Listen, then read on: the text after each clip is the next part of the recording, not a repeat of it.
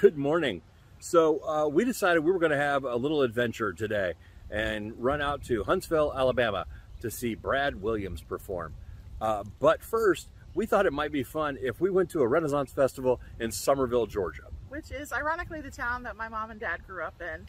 So when we saw it was kind of halfway on the way to Huntsville and that they were having a Renaissance festival, how random is that? We thought adventure. Why not? So come along with us.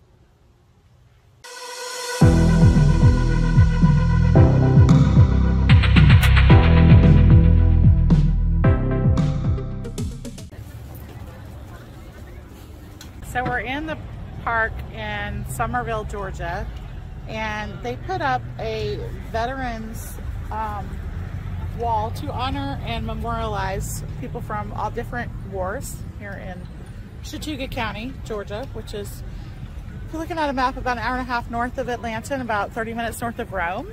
And so I have several relatives who were able to purchase one, or a family member could purchase one. So my granddad has a square. I have an uncle and aunt that have squares, and probably some other people in my family I know as well. But I'm aware of these two right here. This was my uncle Grover Jackson and his wife Rose. I believe Rose is still alive. She's probably in her 90s now. And they were both in World War II. Many of you know that I wear my Aunt Sarah's wedding ring. So Sarah's husband, Willard, was Grover's brother. Oh, okay. Cool. And your grandfather's here. And my grandfather has a plaque as well. And then his name is on one of the stones that features World War II veterans. And he was still alive when this was built, maybe 10 years ago. Because one time my granddad and I came over and found his name, and I have a picture where he's pointing to it. Nice. Nice. Let's see if we can find his name. Okay.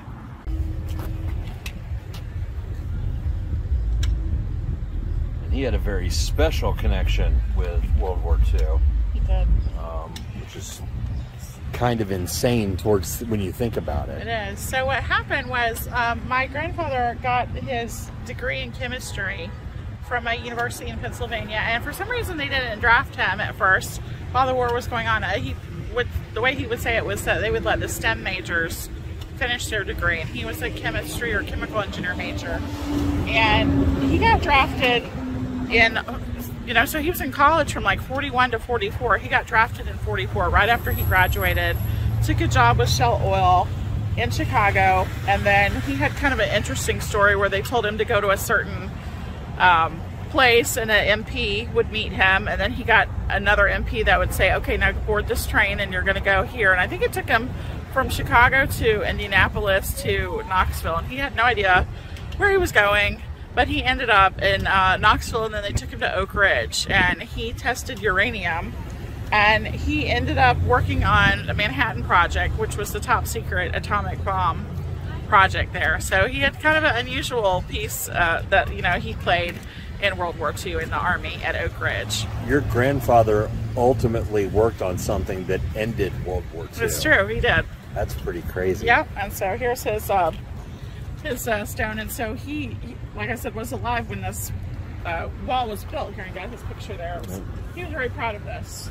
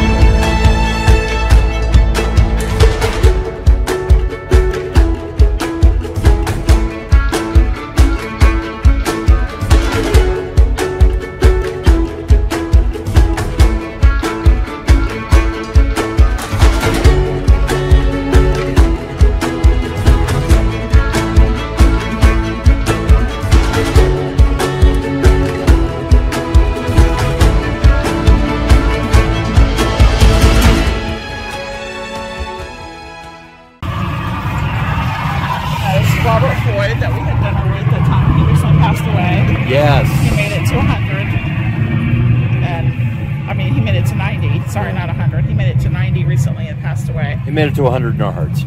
Yes, he definitely was. So this is my Aunt Cynthia, who looks 20 years younger than me. Brilliant actress. Brilliant actress. Yes, very good actress. Has been in many performances in this neck of the woods. Both of those, thank you. And she actually lives up here in Summerville. And we were just giving a tour of the wall, and I was talking about Granddad and how he had his name on it, and how I got to... We found it. He's got his name both on the stone over here and on this wall right over here. Neato. And one time when I was staying with him for one weekend, we walked over here, and he pointed out his name and got a picture of him. Cool. So yeah, so we are about to walk in. You want to join us? Yeah. Oh, let's go. There are some serious costumes here. And a person in an inflatable dragon. So, just like any great English Renaissance, there's your train.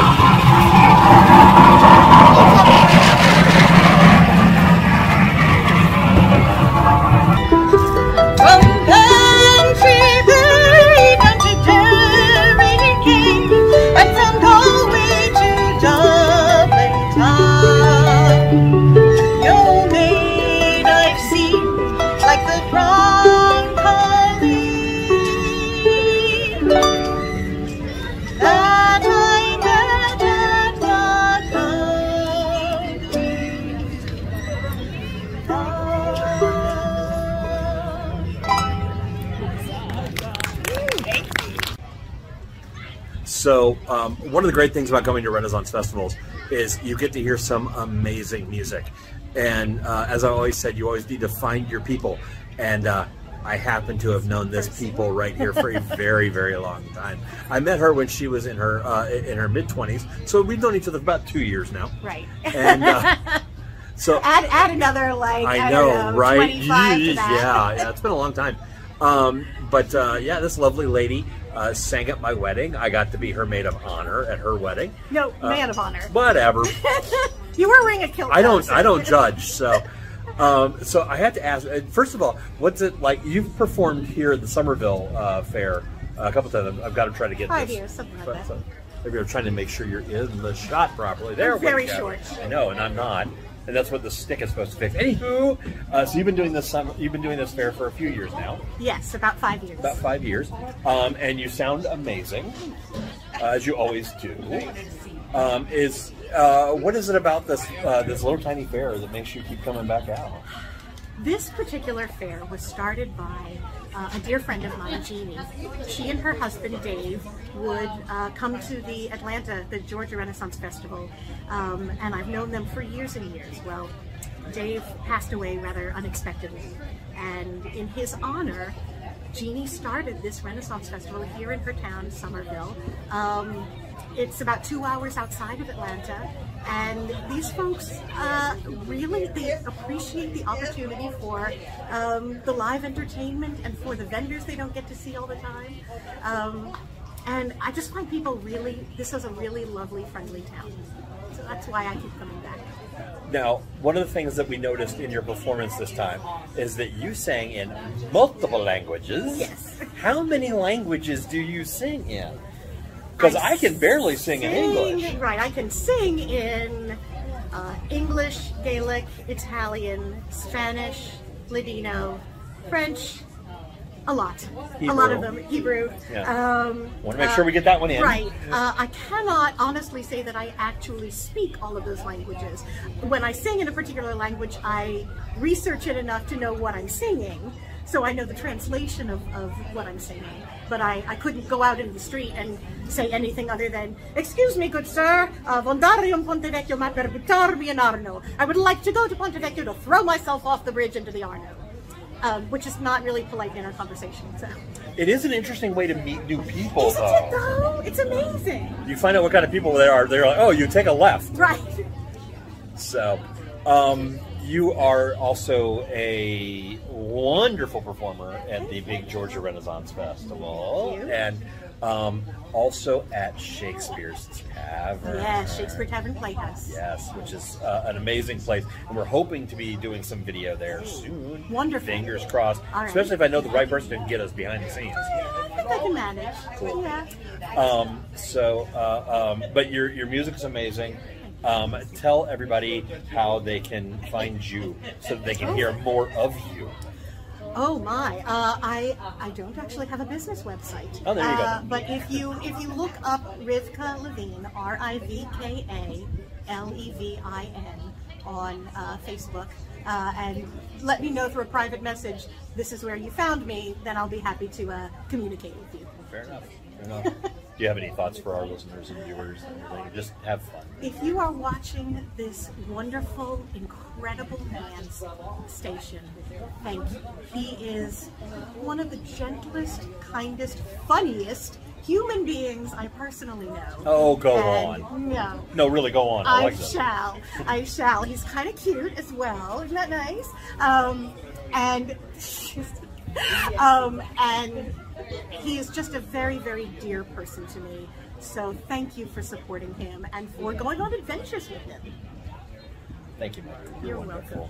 Fuggi, fuggi da questo cielo, aspro e duro, spietato e gelo, tu che tu tuoi pregoni alleghi, e per pianto ti frangio peghi.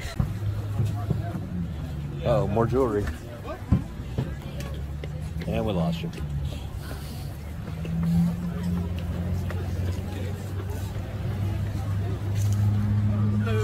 Hi, how are you? Good afternoon. Yes, afternoon. Afternoon. Feel free to pick up, try on, ask questions. Smell it, taste it, lick it.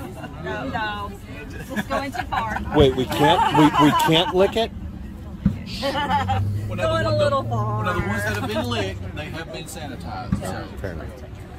So all in all, the Summerville Mini Renaissance Festival was a fun day. We were coming up anyway, and it was a nice midway stop on our trip. Got to see my aunt and our friend Rivka. And my friend Brian as well. And Rivka's husband Andrew. Yep. And our friend Jeannie and her husband. Yep. They're awesome. They're always wonderful.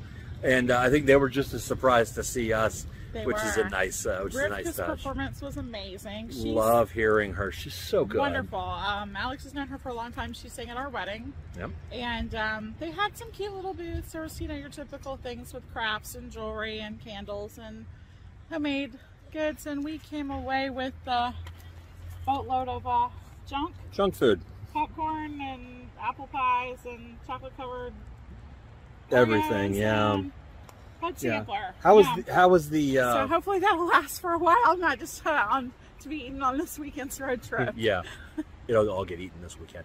How was the freshly squeezed lemonade? Because I know you love that one. Good. Okay, so my thing is freshly squeezed lemonade. So if we're ever at a restaurant, I'll say lemonade. I always go, is it like from the tap, like Minute Maid, or is it really freshly squeezed? And most restaurants will then, kind of go, yeah, it's Minute Maid. It's Minute Maid. So I get excited if it's ever really fresh squeezed lemonade because it's just such a difference you can taste. I love it. And they squeezed it right in front of you. Yeah, so that was the funniest thing. I went up to the guy and I said, I'll have a lemonade. And he's like, would you like the small one for $3, which was, probably about an 8-ounce cup or a 32-ounce glass for $5. And I was like, well, I'll take the big glass. Yeah.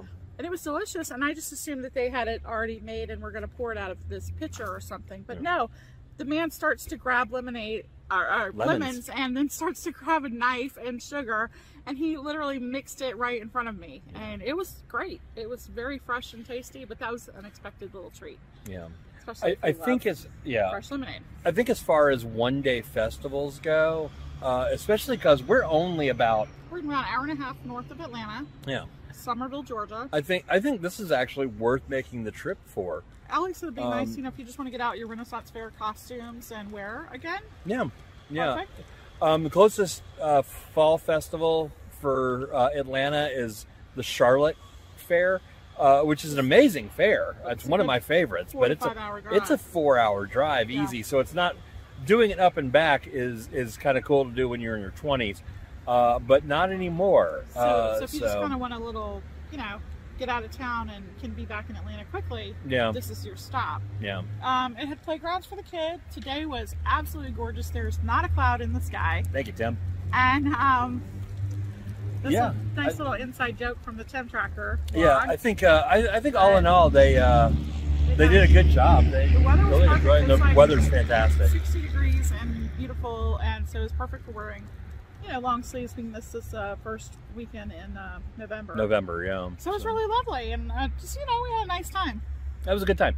So if you're interested in checking it out, definitely do so. They've got a Facebook page, and we'll link it.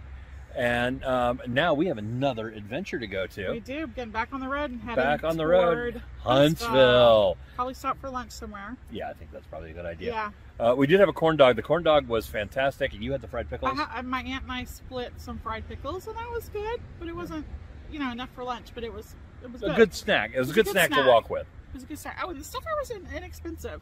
Like the, Cokes were $1 or $2, and the fried pickles were $2, and your corn dog was $2. Yeah, you're not getting gouged at this fair, yeah, which is nice. So that's nice. Yeah, because a lot of places you do. So. Yep. But right now we're going to jump back on the road, find ourselves a place to stop and eat, and the adventure continues. The adventure continues, and we'll head to Huntsville for a room tour, and then Brad Williams, Yay. which I'm willing to bet we won't be able to record any of. Is it though?